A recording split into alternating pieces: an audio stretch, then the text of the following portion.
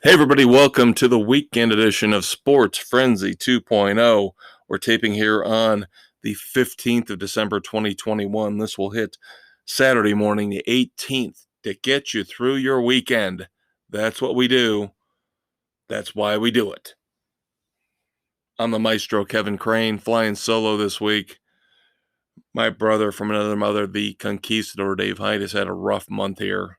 So we're still trying to piece together things. I know at times it seems like we're a little bit discombobulated reviewing stuff that we've already reviewed or things that one of us have reviewed and the other has to catch up. So you're going to have to bear with us through the holidays on that. Um, Again, we've had some things pop up here over the last month that have really made coordination difficult. So you're going to have to deal with me this week and me alone. And as I always say, in a way that sucks because I love the dynamic I've got with Dave, but at the same time, it's cool because I have no filter. So I can say what I want without anybody telling me I'm wrong. All right, so we're going to start off with music this week. I'm going to go ahead and give a quick review of this. I'm not going to do a full review because I do want to save this for something I do with Dave here next week. But he and I got to see Steel Panther last Friday night at the Murat, the old National Center in Indianapolis, the Egyptian Room. I really had not done a lot of research on Steel Panther. I mean, I know who they are, I know what they are. But that being said, I really hadn't listened to a ton of their music. I knew what I was getting into in terms of raunchy rock comedy. But it was great. It was just phenomenal. It was fun beyond belief. I can't believe some of the stuff they get away with in this day and age, and I think that makes it even more refreshing and even more likable, is that they are so un-PC that, I mean, some of the things, again, I'm going to save some of this for Dave so he and I can go through the details together, but between the songs, the lyrics, some of the things they say on stage, I find it hysterical. I find it great that they can get away with it. It's funny. Just again, surprised the cancel culture, PC police have not gotten a hold of them yet. And that's what makes them that much more awesome. Um, Again, I will save all the details for next week with Dave, but I will give Steel Panther with the opening act Sin 3.5 frenzies out of 4. That's how fun it was. We had a great time.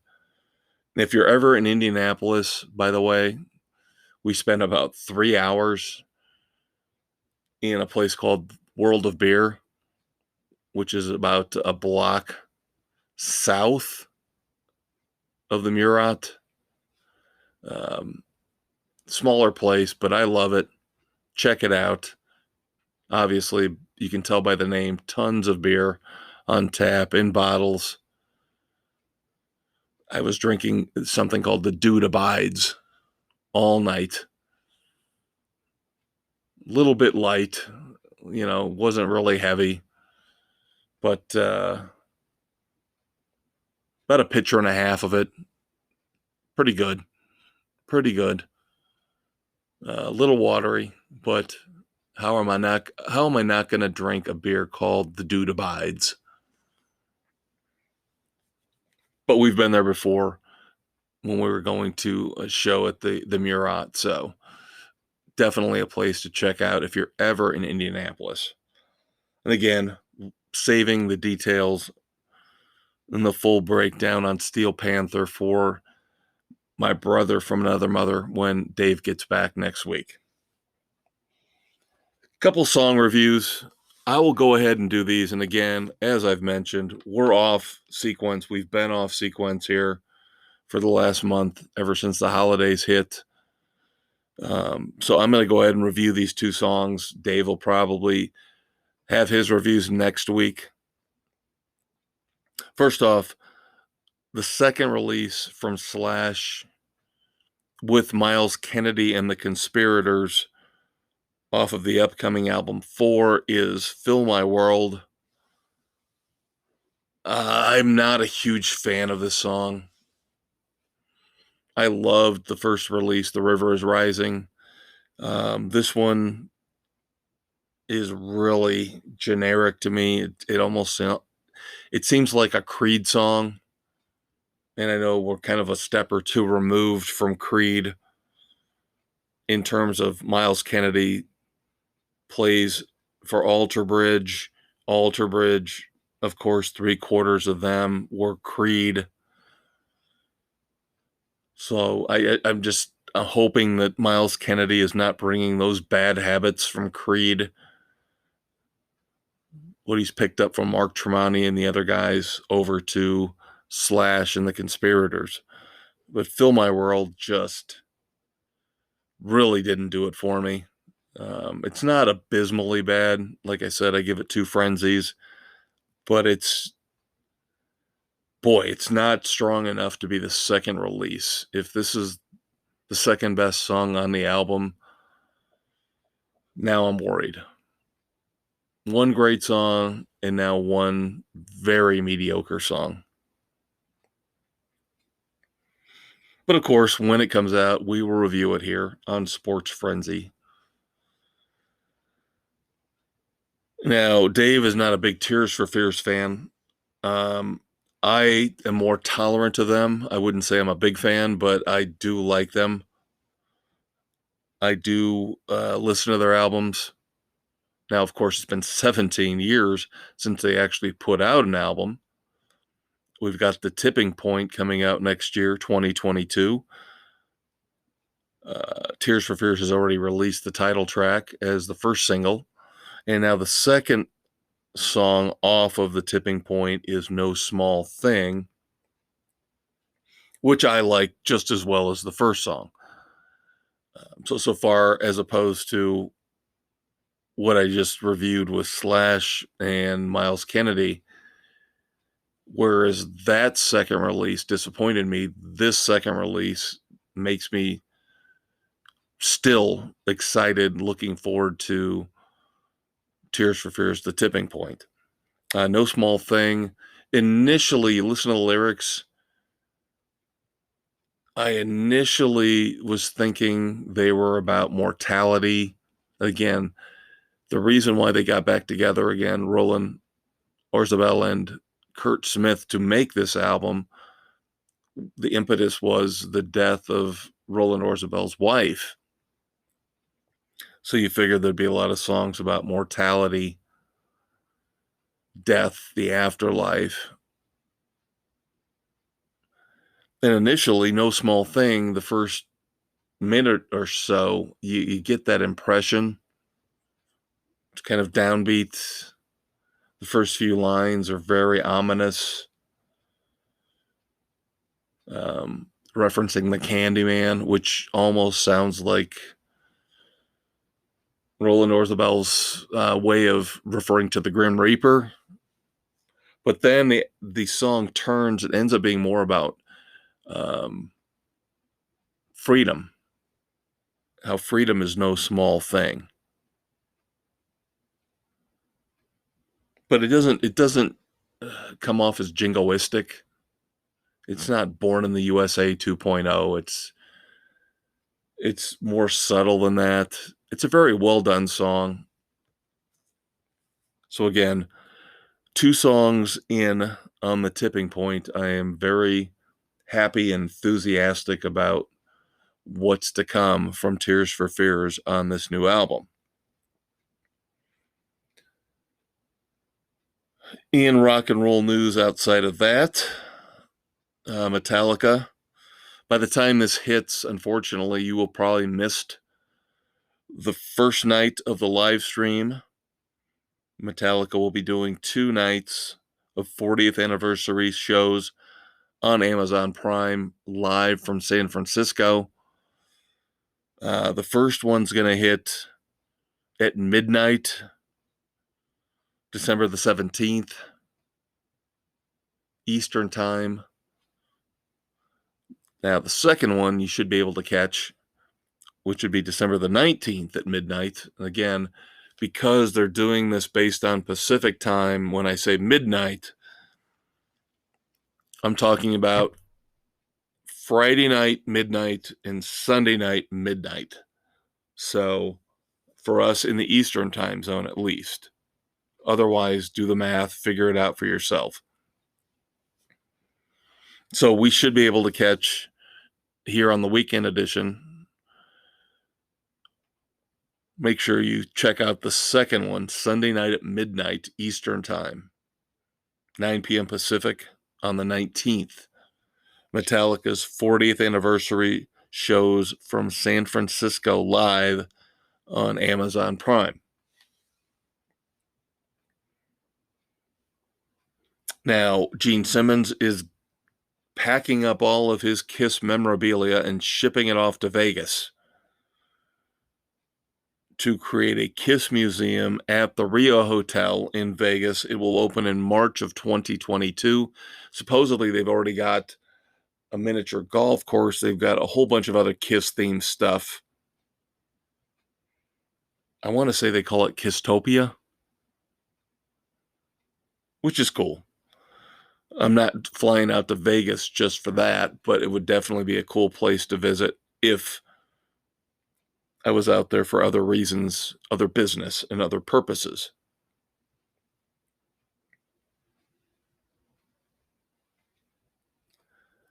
Touring news, of course, we're getting back finally, hopefully, maybe to some semblance of normalcy when it comes to music and touring and concerts.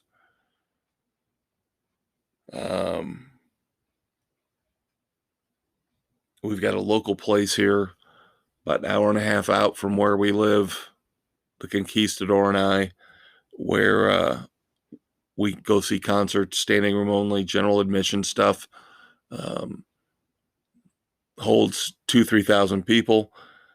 We're going to see Mammoth, WVH, and Dirty Honey coming up here in January. Yes, second time we're seeing Mammoth here within basically a 6-month span, which is fine, fantastic. I foresee seeing them many more times before I croak, because with Van Halen gone, Mammoth is my new favorite band. Dirty Honey intrigues me.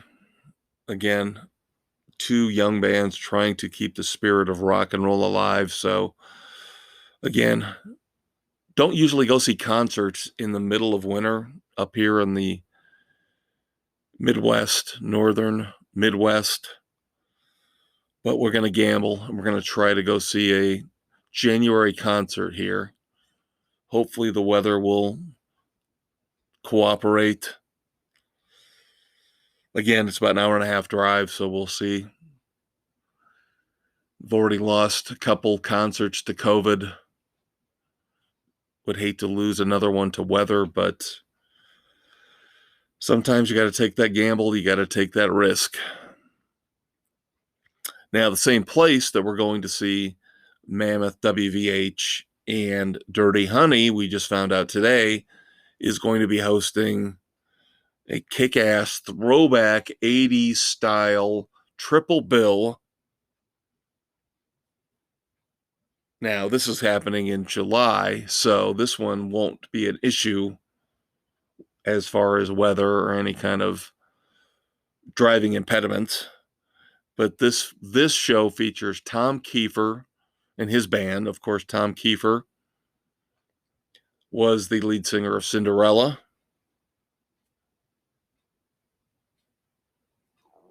We've missed out on seeing him twice over the last 5 years. Both times, of course, concert was canceled. Once due to Kiefer's health, once due to COVID. So hopefully third time will be the charm in seeing Tom Kiefer. Seen Cinderella a couple times in the past. They're great. I know the Conquistador loves them. Now, also on this triple bill, two bands I've never seen before from the 80s. So they kind of make it worth the while for me, in that on top of seeing Tom Kiefer singing Cinderella's big hits, get to see a couple bands I've never seen before. LA Guns, new album just out, and Faster Pussycat. So that could be a fun triple bill. So looking forward to that. Scoop up some tickets here within the next week. Already setting things up for a massive rock and roll 2022. I think that'll be, if we buy tickets for this, the 7th concert we've already got set up for 2022, even before the calendar turns. So that'll tell you how devoted we are to rock and roll.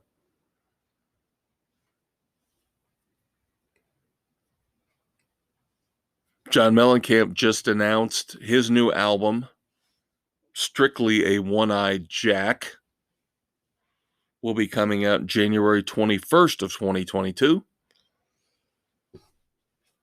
The album features 3 songs where he collaborates with Bruce Springsteen. And a couple months ago, we previewed and reviewed Wasted Days. Great song. I liked it. I liked it a lot. The only problem I have with it is I don't know how well those two mesh together. I thought Springsteen was trying to take away the spotlight instead of sharing it. He's a little bit too much. He's a little bit overbearing. Where Mellencamp can be more subtle.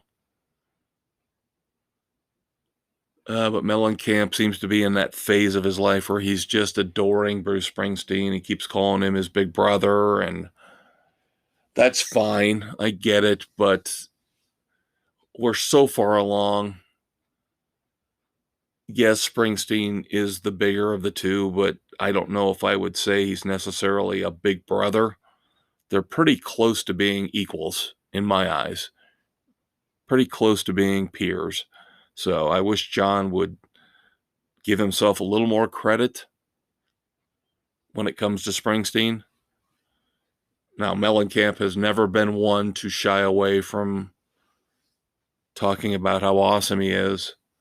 He does have an ego, but we all know Springsteen has a massive ego. So maybe Johnny Cougar's getting a little bit overwhelmed and starstruck by the boss. We'll see. We're going to review the second song off of Strictly a One-Eyed Jack, called Chasing Rainbows, next week. We're also going to take a look at Bryan Adams, his second single off his upcoming album. And I love this song. I can tell you right now, I am going to give this a positive review. This reminds me of old school Bryan Adams from back in the 80s, song called Kick Ass. Like I said, again, I'm already telling you, it's going to be a positive review on this one.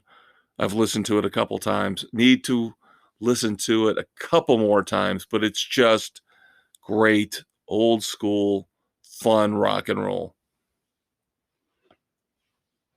So I will get the Conquistador on those 2 songs. And of course, again, we will give you a full review of Steel Panther, song by song breakdown, next week. He will review Tears for Fears and Slash with Miles Kennedy. And again, I apologize. We're disjointed. It's been this way since Thanksgiving. This is what happens. Life happens. Holidays happen. Again, Dave's had a rough month here where he's had a couple things happen that have kept him from participating. So we're trying to play catch up. So once we get through the new year, I think everything will settle back down and he and I will be on the same page. But it is what it is. It is life. So that's it for segment 1. Music is done on the weekend edition. Next up, I'm going to review a movie.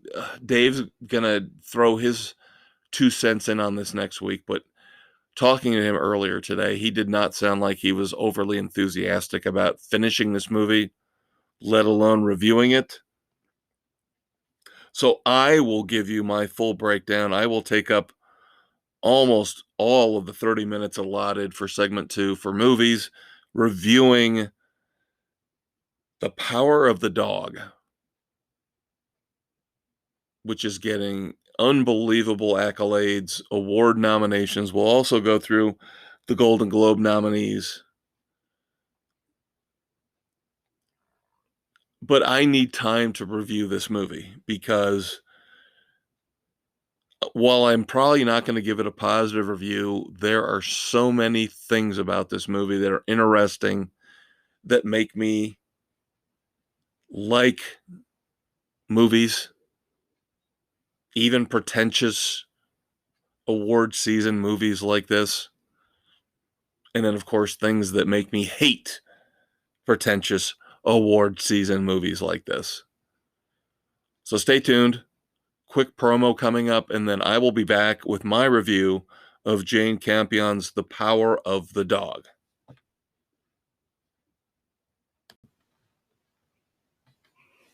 Yes. Listen, you will, to Sports Frenzy 2.0, you must. Much to learn from the Maestro and Conquistador there is for entertainment every Saturday. On Spotify, Anchor, Google, Apple, and everywhere are they found.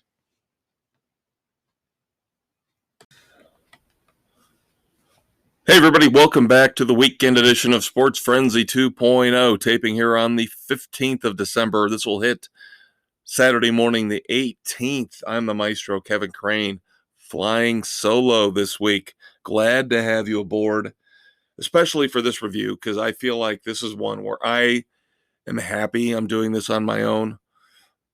Dave did not seem like he was into this review when I talked to him earlier today. So it's probably better that I get free reign on discussing this movie because Dave is not a big award season guy. I've always been a little bit more the kind of guy that wants to watch all the movies that are nominated for Best Picture for the Oscars or the Golden Globes. And of course, the Golden Globe nominees just came out this past Monday. And the thing is, counting today, where I'm going to review The Power of the Dog. Again, the Golden Globes break things down. They have 10 movies up for Best Picture, half of them in drama, the other half in musical/comedy.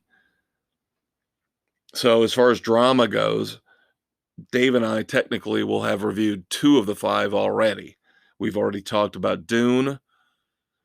And of course, now we're going to review Power of the Dog. And again, I wanted to have as much time as possible to break this down because, again, this is the type of movie that makes me love movies and makes me hate movies at the same time. So I'm giving The Power of the Dog on Netflix 2 frenzies out of 4. So not recommended, but not terrible. Of course, Jane Campion, who directed The Piano, another Oscar favorite from years and years and years ago, with Holly Hunter and Harvey Keitel.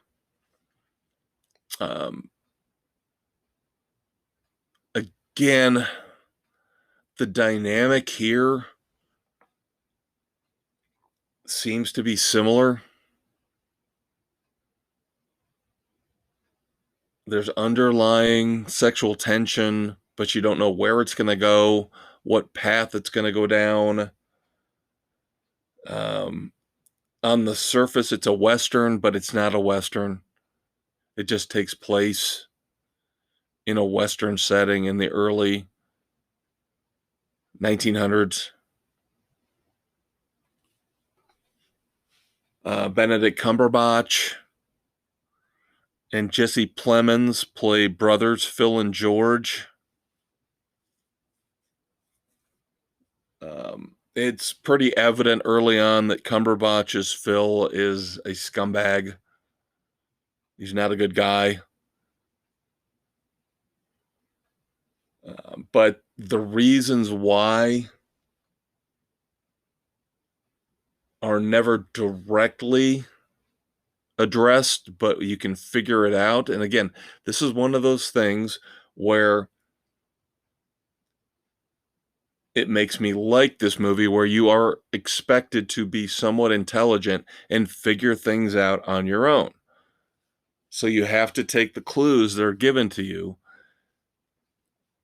Cumberbatch's obsession with his mentor, who has passed away, Bronco Henry, is odd.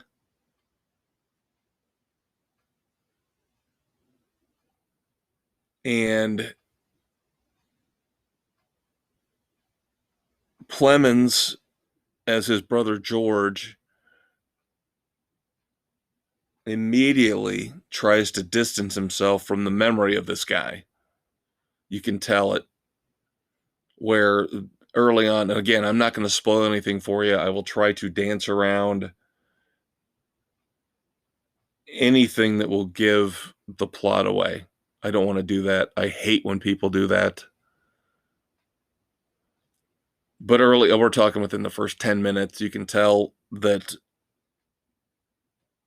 George has a problem with this Bronco Henry. As Phil wants to raise a toast to him, acknowledge him as some kind of great and glorious icon.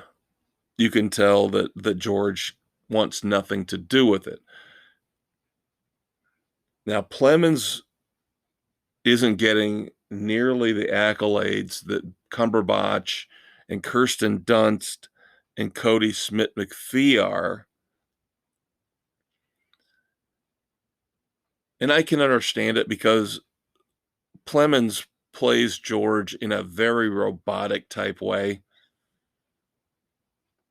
And again, it might have something to do with some kind of trauma, some kind of emotional stunting that happened to him. But Plemons, his character George, is integral in this interplay of these four main characters. And again, I'm not advocating him to win any awards, because again, the character comes off as robotic. Plemons' acting comes off as robotic. I could say the same thing to a certain respect about Kirsten Dunst. Now, she's getting nominations everywhere, including Golden Globes. They've recognized her for her role here as Rose, who Plemons' character George ends up marrying early on. Again, if I can't tell you about the first 15 minutes of the movie, then there's no point in reviewing the movie. I'm not spoiling anything. This stuff all happens within the first 15, 20 minutes of the movie.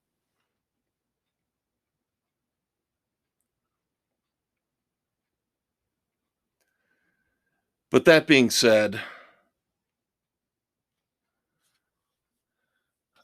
I think Kirsten Dunst, her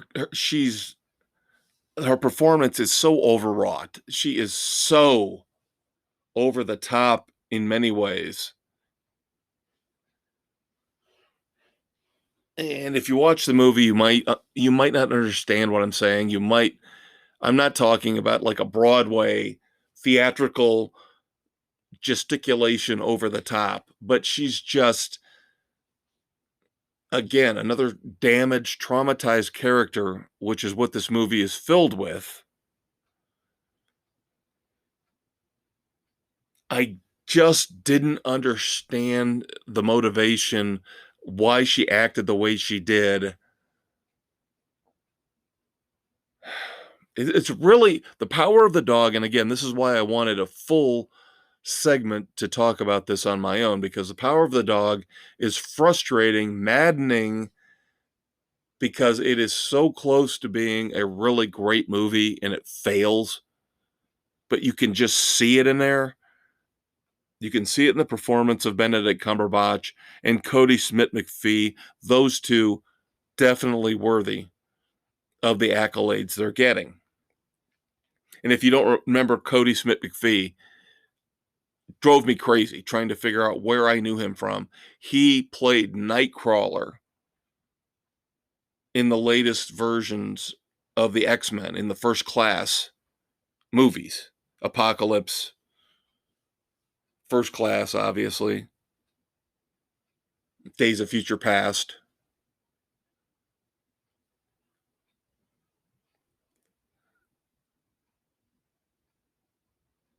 Ironically, I don't know if anybody's ever pointed this out, the fact that Kirsten Dunst and Jesse Plemons get married in this movie.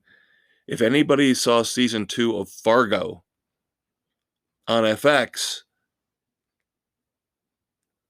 ironically, they were married in that TV show as well.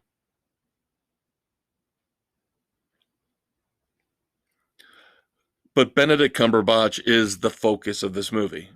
His Phil, I'm not going to say it's the best performance I've ever seen in my life.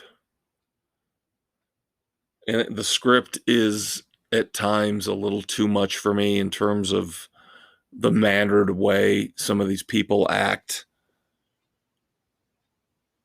It almost does come off like a Broadway play in that respect, in that the characters, their lines, the way they give them, you can almost see them up on stage because they're acting like it.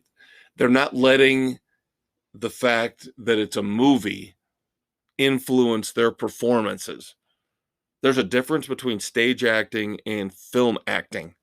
And this comes off as stage acting more than film acting. You need to be more nuanced. You need to be a little more subtle in film acting. These performances, especially Kirsten Dunst and to a certain extent Benedict Cumberbatch, are so showy in the way they deliver their lines, in the way they behave at certain times, that it comes off more as a Broadway play than a film. And I think that's another reason why this movie does not deserve all of the acclaim it's getting, despite the fact it's still got some good parts to it. And again, I'm not going to give away the plot. I'm not going to give away the ending. The ending redeems the movie to a point. But the power of the dog checks in at just over 2 hours. It does drag at times. It really, really does. Again, it's a dark movie. It wants to go down a whole bunch of different paths, and this is a positive. I'm trying to be positive in my review here. It kept me guessing which path it wanted to go down. Now, some of the paths were going to be skeezy and disturbing, and I was hoping that they didn't go down there, hoping and praying. I'll let you watch the movie so you can figure out where it ends up going.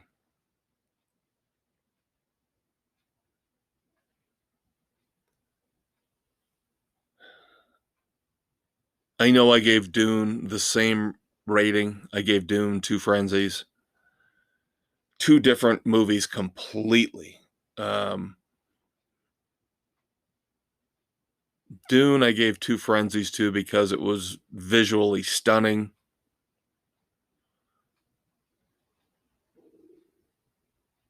Emotionally, I didn't connect to any of the characters.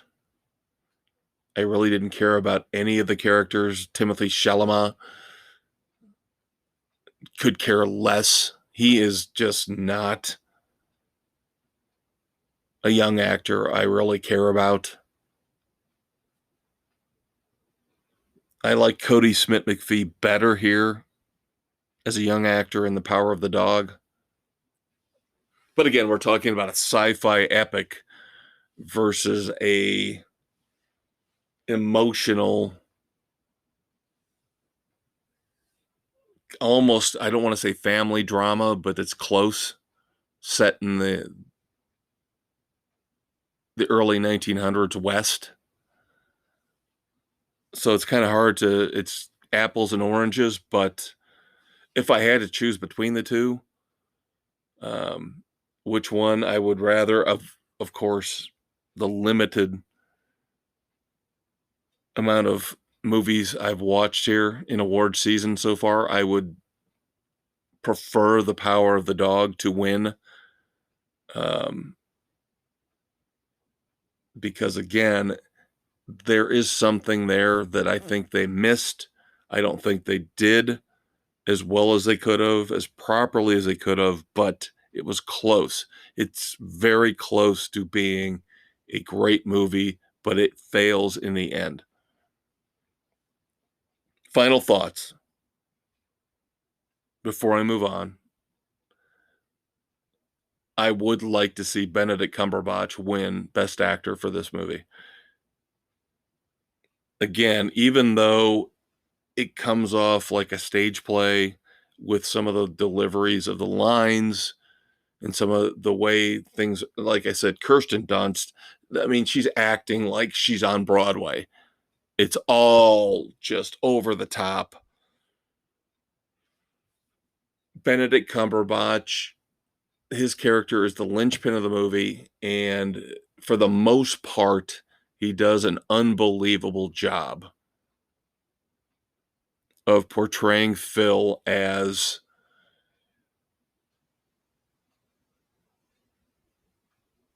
partially sympathetic, but mostly nasty and evil, but not overtly nasty and evil. There's a little bit of maybe he's misunderstood. Maybe there's a past that he's never been able to overcome that has damaged him and made him who he is.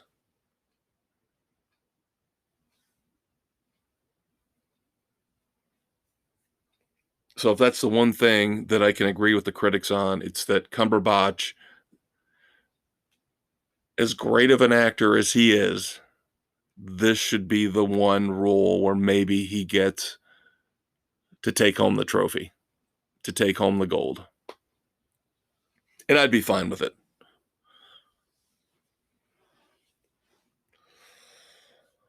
All right, a couple little movie news tidbits before we'll move on to the third segment. Talk about some TV and streaming, and we've got a lot of moments of silence. A lot of people who have passed on who we need to acknowledge. Universal is flirting with the idea, even though a lot of people thought that the HBO Max experiment this year, where they put every theatrical release from Warner Brothers day and date on HBO Max, and of course, coming up here, The Matrix Resurrections is the final one for this 2021 experiment that HBO Max is pulling. It has really hurt their box office.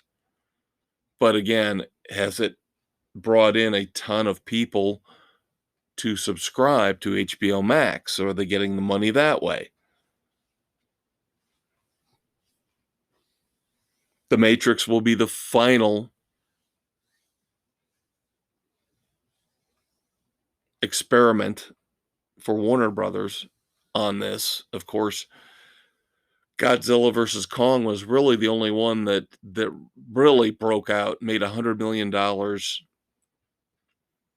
at the box office.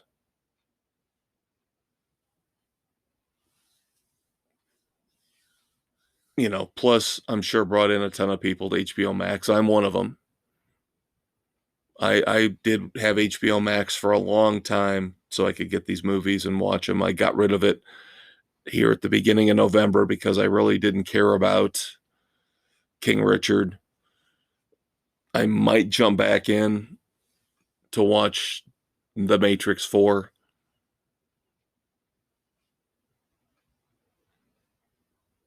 We'll see.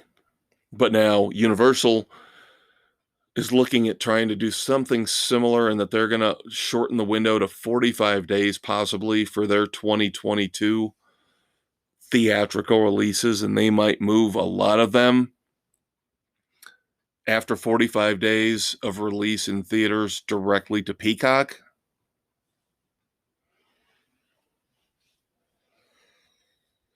Of course, we've seen Paramount Plus do this with especially some kids' movies. The Boss Baby, and now Clifford, the Big Red Dog, jumped to Paramount Plus pretty quickly. That might have been close to a 45-day window for that. Disney's been doing it with the Marvel stuff.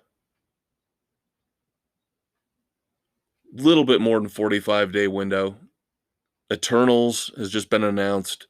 Will hit Disney Plus on January the 12th of 2022.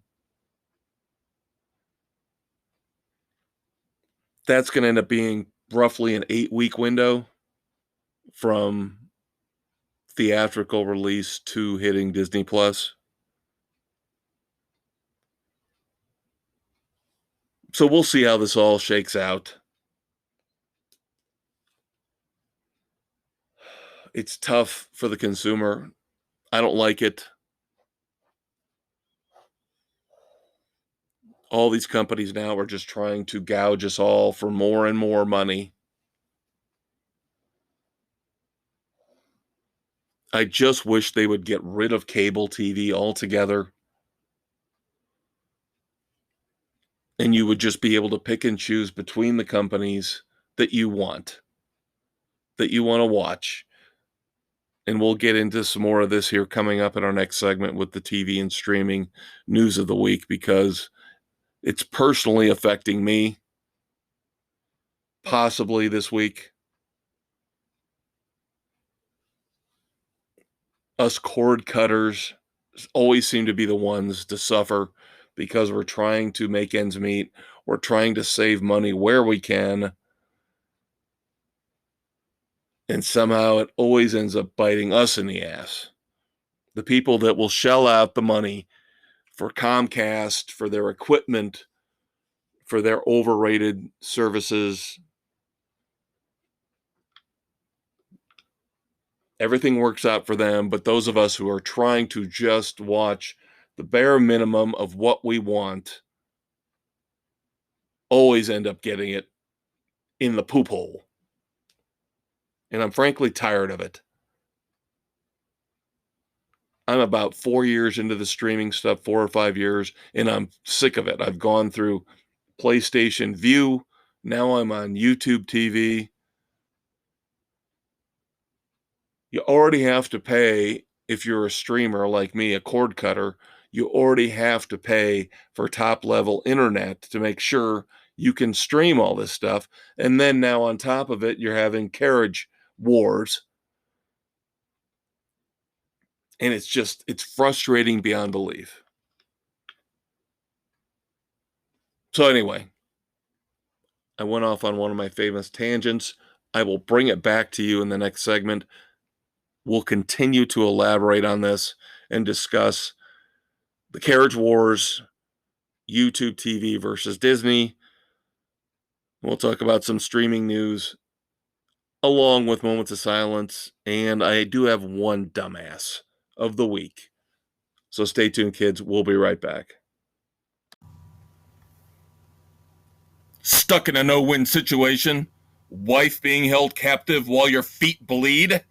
Take a second to decompress. Pull out your smartphone and listen to Sports Frenzy 2.0 on Spotify, Anchor, Google, Radio Public, Pocket Cast, Breaker, Apple, Overcast, and Castbox. And don't forget to check out their Facebook page.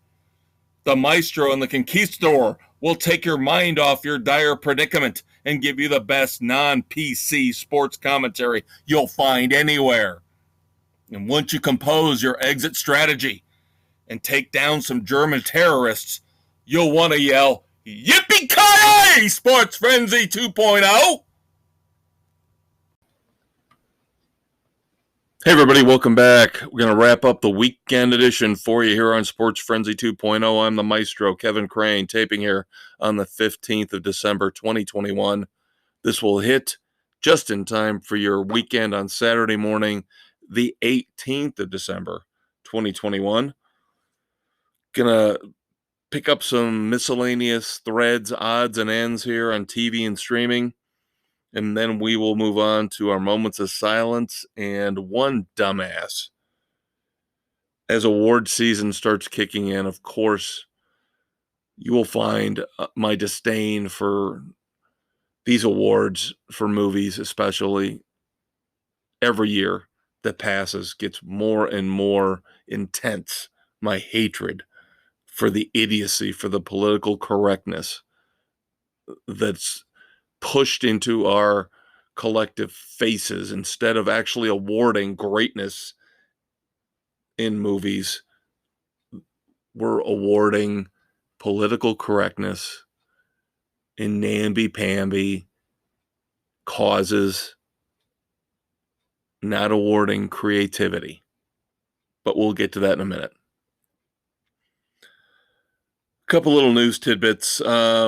Disney, we talked about Zorro and how movie-wise there is going to be a new Zorro where they're going to turn him into a hacker. It's going to be Zorro 2.0, and he's going to end up, instead of being a swashbuckler in the Old West, he's going to be a computer hacker. Well, now Disney has decided they're going to put out their version of Zorro. Now, this might actually, believe it or not, work out better. So I'm actually going to give the rat some props. They are actually looking at making Zorro an old school, regular, what we grew up with Zorro, starring Wilmer Valderrama, who we all know as Fez from that 70s show, starring as Zorro. I could see that. That could be cool. A little bit of humor, a little bit of fun, which is what Zorro should be. So if Disney follows through on this, this would be the Zorro I would prefer over the Zorro 2.0 hacker. Now, I didn't realize that Tim Burton was actually doing a live action version of not the Addams Family, but he's taking Wednesday from the Addams Family, and they're doing a live action spin-off involving Wednesday on Netflix. So that could be interesting. The Addams Family has always intrigued me, of course, growing up with those types of shows, the Munsters and things like that in the 60s. Tim Burton's hit and miss. He can be great. He can be terrible. So we'll see if Wednesday ends up falling in one category or the other. And now I know Dave was talking about watching this on Netflix. It had no appeal to me, but he's got a couple young boys, in their late teens, early 20s, who wanted to watch Cowboy Bebop.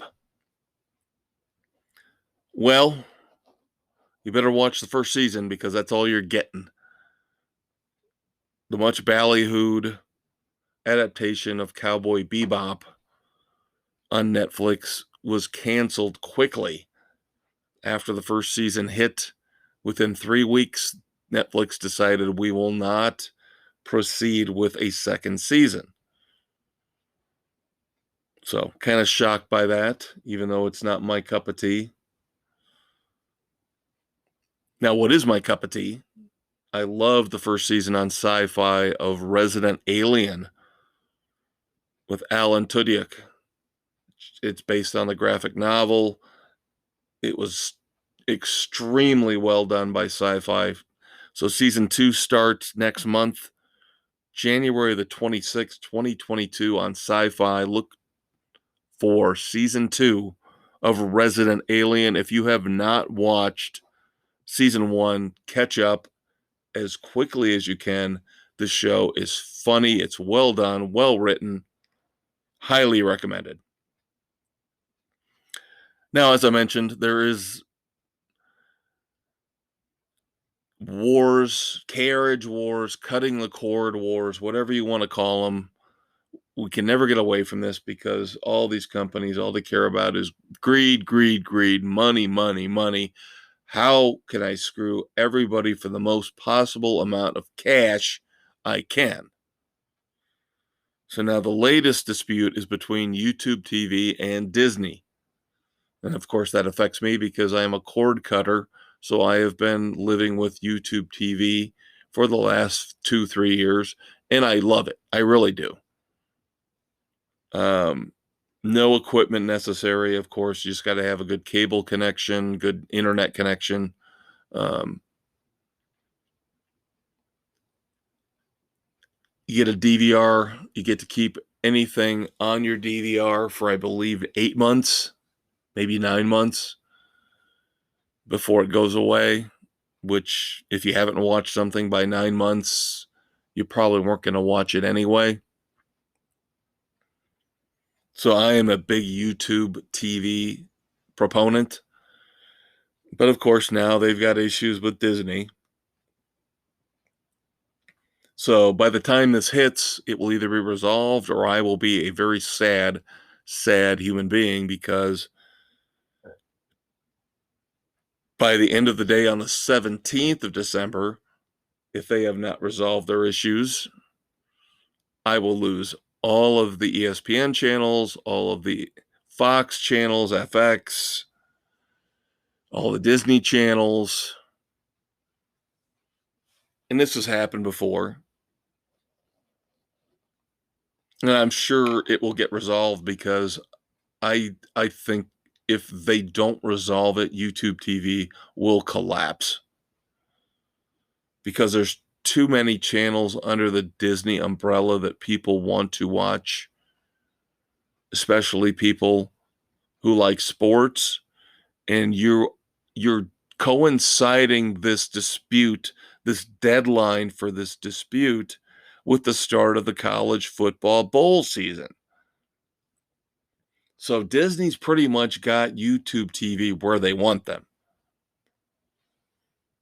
Because I won't put up with it. I won't. I will dump YouTube TV. I don't care if they're going to cut $15 a month off my bill.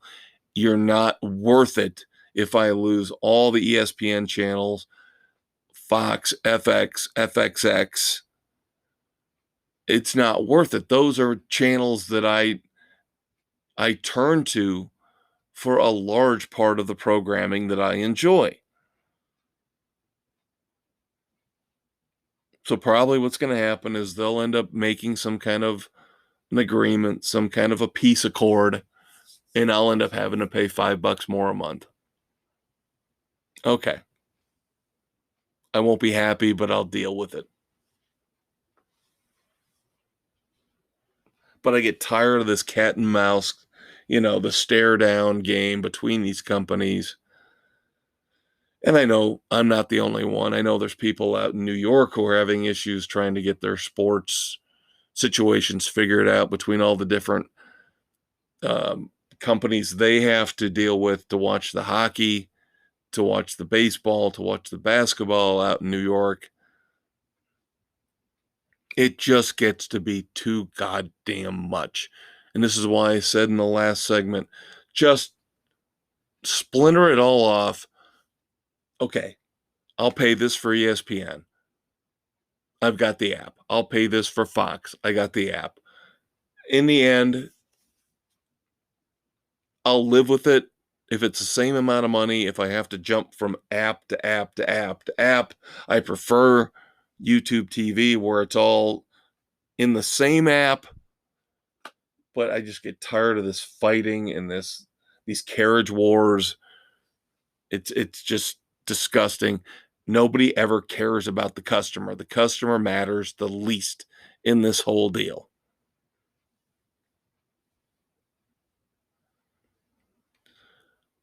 Again, I wish the Conquistador were here. We'd have to, of course, go through the season finale of Tacoma FD, where they managed to burn down their own fire station. So this will be very interesting leading into season 4 next year. And of course, last week I mentioned I have finally, after years and years and years of not watching it, finally gotten back into It's Always Sunny in Philadelphia, which of course I will lose this weekend if the stupid ass carriage dispute isn't figured out. But for right now, I'll take what I can get. I mentioned the first 2 episodes last week were great. Here's season 15. It's Always Sunny is now the longest running comedy of all time. Episode 3, not a big fan. This kind of validates what the Conquistador says about the show. Why he doesn't watch it is because it's hit and miss. You get great episodes and then you get terrible episodes, and it's for him it's not worth it. There's no consistency. So I can see that because episode 3 showed how they acquired Patty's Pub, and it was really not very good. I'll admit it, not good at all. But now episode 4, because they're doing back-to-backs here over the first couple weeks, as season 15 has started, episode 4 was phenomenal. Phenomenal. The gang replaces D with a monkey.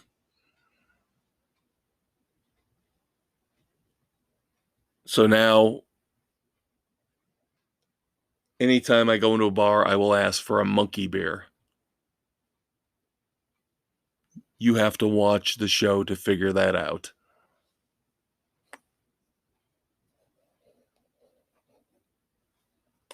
Like I said,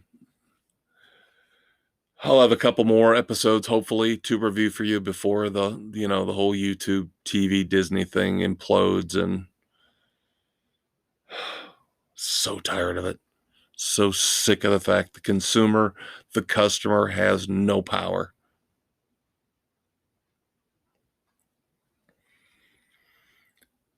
We did not get to do our moments of silence last week on the weekend edition, and we did not get to do our dumbasses.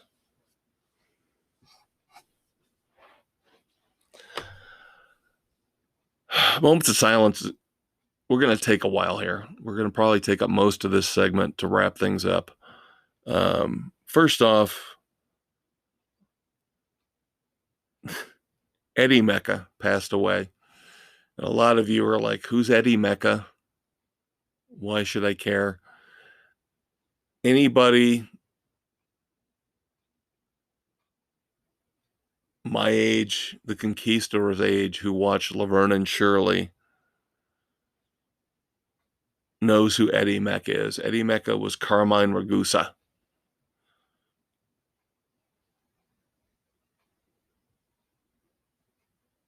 One of the memorable characters from that show.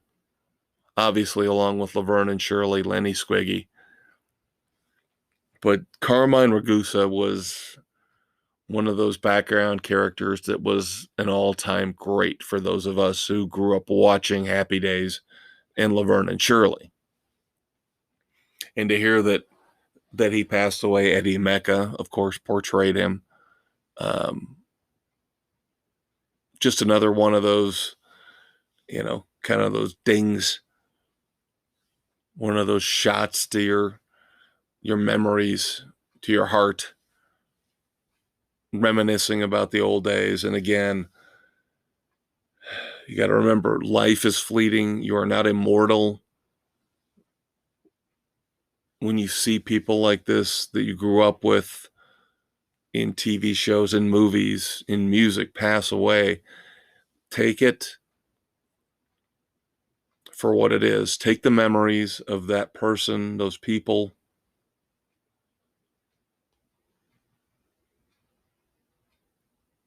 and use it as a positive. Use it to remember what they brought to your life, but at the same time, remember that your life is still going on. You are still living.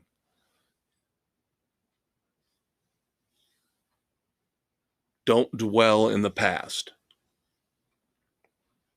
And that takes me to my second moment of silence here on the weekend edition, which really hurt me bad because I'm a huge Monkees fan. I mean, a massively huge Monkees fan. The first concert I ever got to see with my daughter, who's now 20,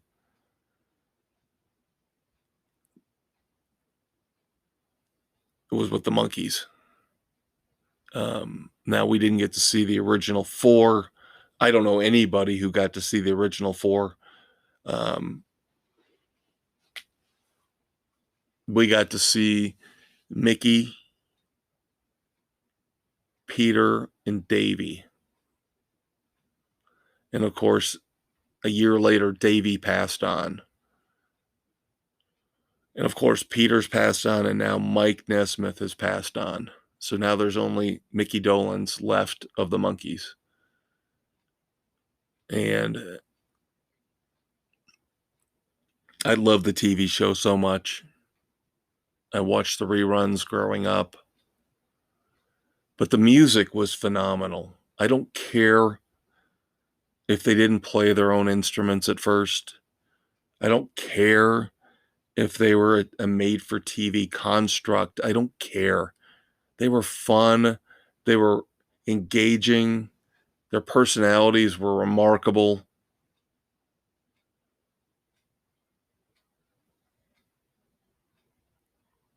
And again, the fact they're not in the Rock and Roll Hall of Fame is pathetic and ridiculous. I know so many people who love the Monkees, so many people who cherish the Monkees, the show, the music, still listen to the music to this day. Again, my 20-year-old daughter loves the Monkees, can't get enough of the Monkees. We blaspheme. All the music snobs out there will think this is blasphemous. But we all talk about, my friends, my daughter and I, talk about how much we love the Monkees more than the Beatles. The Beatles were oh so pretentious and oh so serious. And nobody's saying the Beatles weren't great. But the fun and the joy that the Monkees brought with their music, to me, is more valuable than anything I ever got out of John, Paul, George, and Ringo.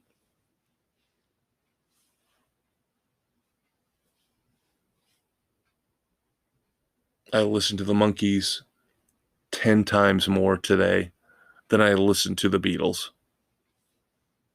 And again, I'm not denigrating the Beatles. What I'm saying is, how about we give the Monkees their fair shake,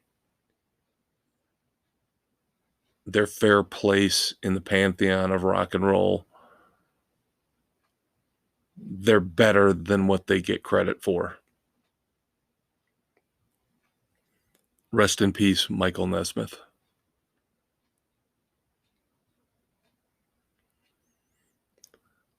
Of course, if you've ever heard of Interview with the Vampire, you know who Anne Rice is. Anne Rice passed away this week.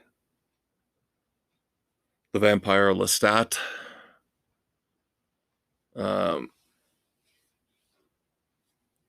They're trying to reimagine, redo Interview with the Vampire.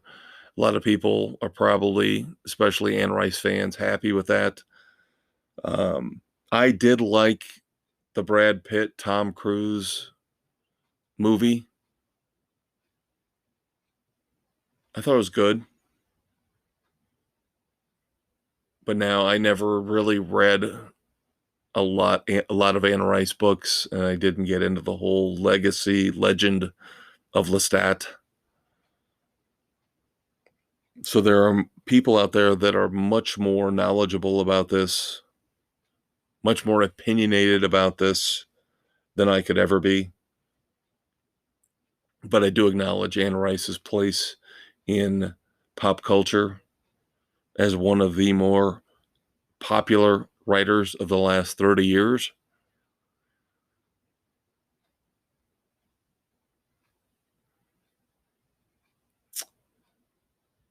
I'm going to throw a couple out here at you. Maybe you know who I'm talking about. Maybe you don't. Masayuki Uemura. Do you know who that is? He recently passed away. If you are a video game geek, you definitely know who he is, because he is the man who came up with the basic Nintendo console that a lot of us grew up with. In many ways, he might be the father of the video game.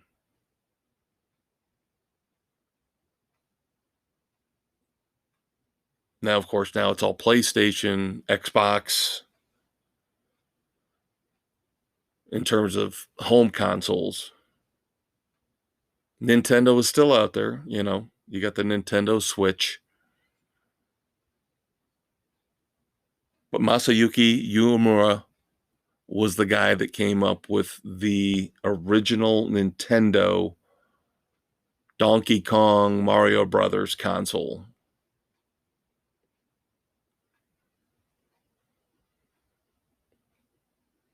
And then finally, in our moments of silence, Lee Emerson.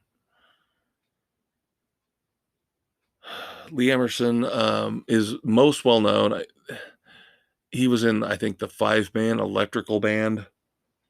I might not have that completely 100% right, but in the end, it doesn't matter. What matters is he wrote the song Signs.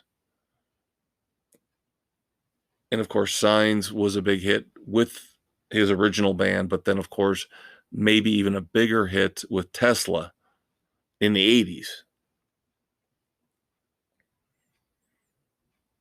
One of the classic protest songs of all time. So Lee Emerson passed away. Thoughts and prayers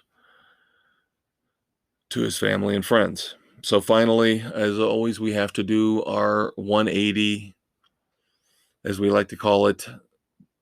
The Conquistador does it so much better than me. Pivot from respect and mourning to outrage and anger. Now I've only got one dumbass this week, and I actually held on to this one. Didn't do it last week, as I mentioned. You know, things have been a little bit jumbled here, so we're trying to catch up, trying to get things lined up here. By the time we get into 2022 through the new year, we should be back on track, back to normal. But again, I alluded to this, the award season is upon us, and I hate the award season. The pretentiousness,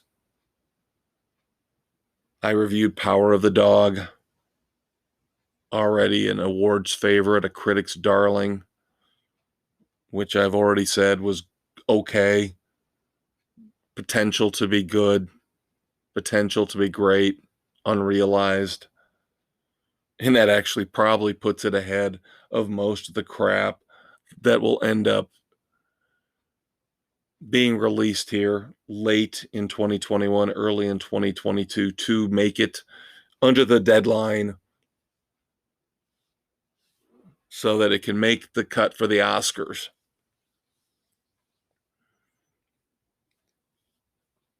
Among all of these pretentious awards, the Oscars, the Golden Globes, you've got the Writers Guild of America. So, of course, these are the people that know everything about everything when it comes to writing screenplays.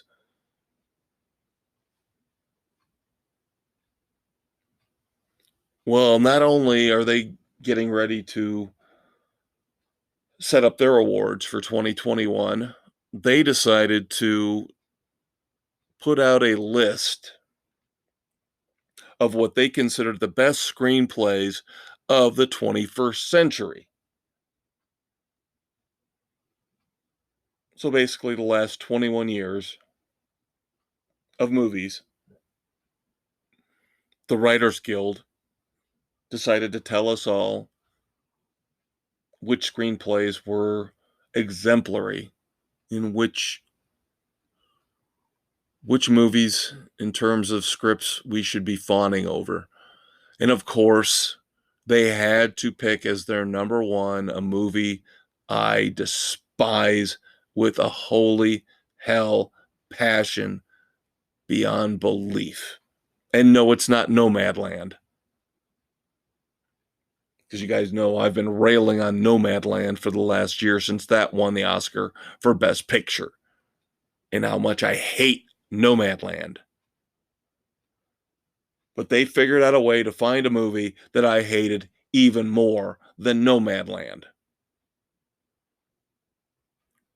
Filthy, racist garbage.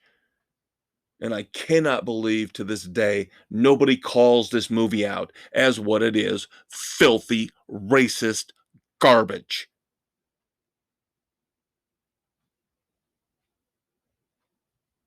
And of course, now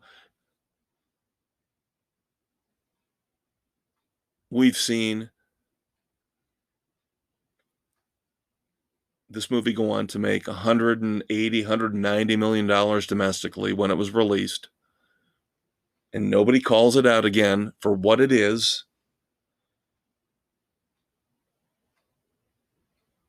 Jordan Peele has now become the new Alfred Hitchcock. He's so brilliant and so smart and everything he's a racist. Jordan Peele is an angry black man who's a racist.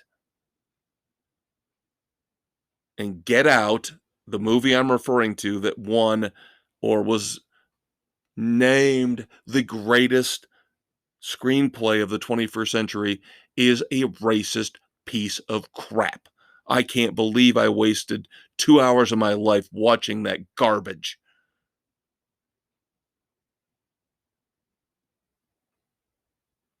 It's disgusting, stupid.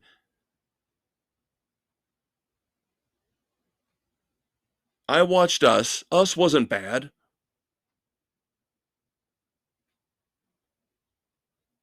He tried to stay away from the racist stuff for the most part.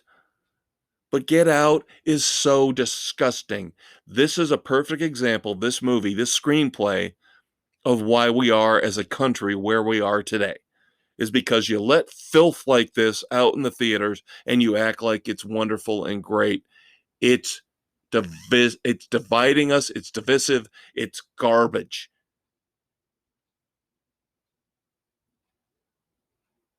If you'd had flipped everything in terms of race in this movie, and this had been a white filmmaker, a white screenwriter who wrote this involving black people, he would have been kicked out of Hollywood, vilified, destroyed on Twitter, destroyed on social media, but because it's the other way around, Jordan Peele gets to destroy white people and we're supposed to praise him, and he's so brilliant, and he's the new Alfred Hitchcock.